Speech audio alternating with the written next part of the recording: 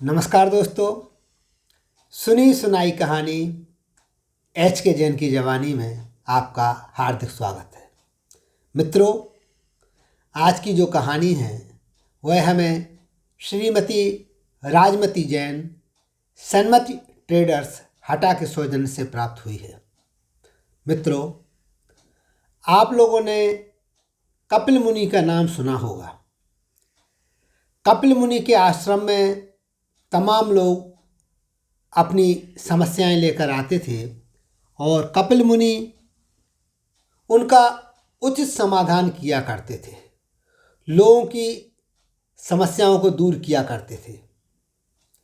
अर्जुनगढ़ के राजा अर्जुन सिंह भी नियमित रूप से कपिल मुनि के आश्रम में जाया करते थे।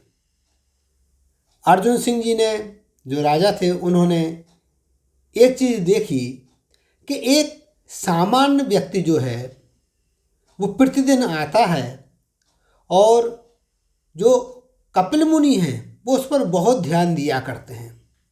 यहाँ तक कि बड़े बड़े लोगों को भी दरकिनार कर देते हैं, लेकिन उस व्यक्ति के लिए जो कि बिल्कुल सामान्य है, अनपढ़ है, उसको कपिल मुनि बहुत महत्व देते हैं।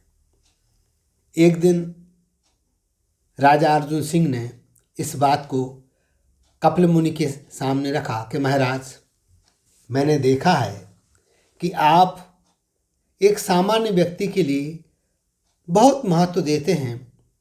जब भी वो आपके पास रहता है आप उसके साथ चर्चा वार्ता में पूरी तरह से तल्लीन रहते हैं, जबकि दूसरे लोगों के साथ आप ऐसा नहीं करते।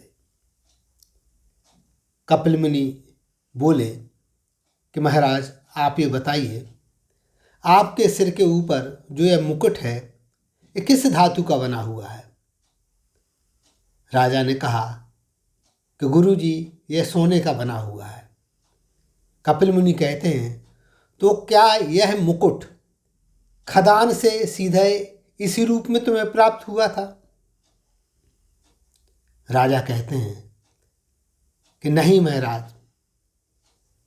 मुकुट तैयार होने में तो बहुत सी चीज़ों से गुजरना पड़ता है। पहले खदान से सोना निकाला जाता है और जो सोना होता है स्वर्ण के रूप में ना होकर के मिट्टी में, पत्थर में मिक्स होता है। कई प्रकार से उसको शुद्ध किया जाता है और एक लंबी प्रक्रिया के बाद, लंबे शुद्धिकरण के बाद फिर मुकुट का निर्माण किया जाता है। कपिल मुनि बोले, जिस समय सोना निकाला जाता है, जो जानकार नहीं होते हैं, तो क्या वहाँ सोना नज़र आता है?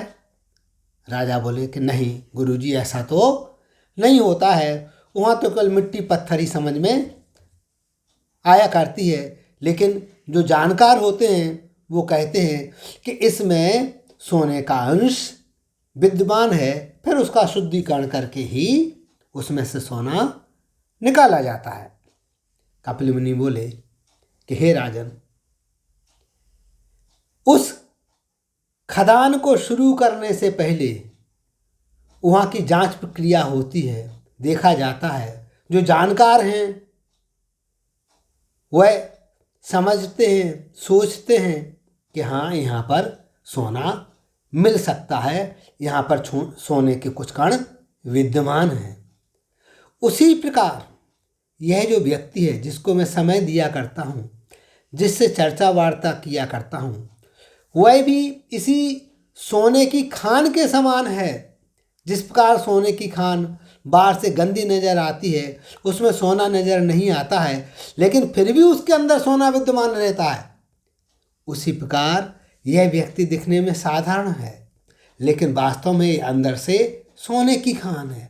यह बाहर से अनपढ़ नज़र आ रहा है, लेकिन अंदर से यह गुणों की खान है।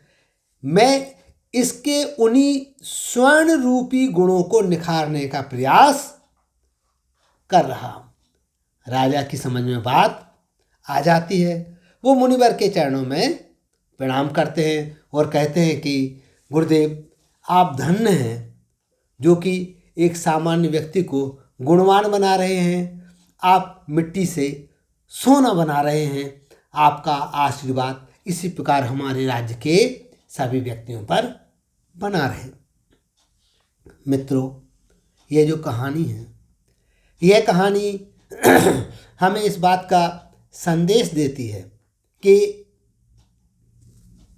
चाहे एक छोटे से गांव का रहने वाला व्यक्ति हो, कैसा भी नजर आने वाला व्यक्ति हो, यदि उसके अंदर योग्यता है और यदि उसे अवसर प्राप्त होते हैं तो उसे आगे बढ़ाया जा सकता है।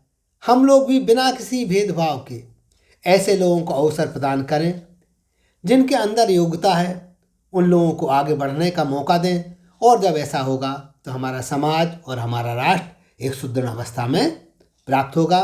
धन्यवाद। जय हिंद, जय भारत।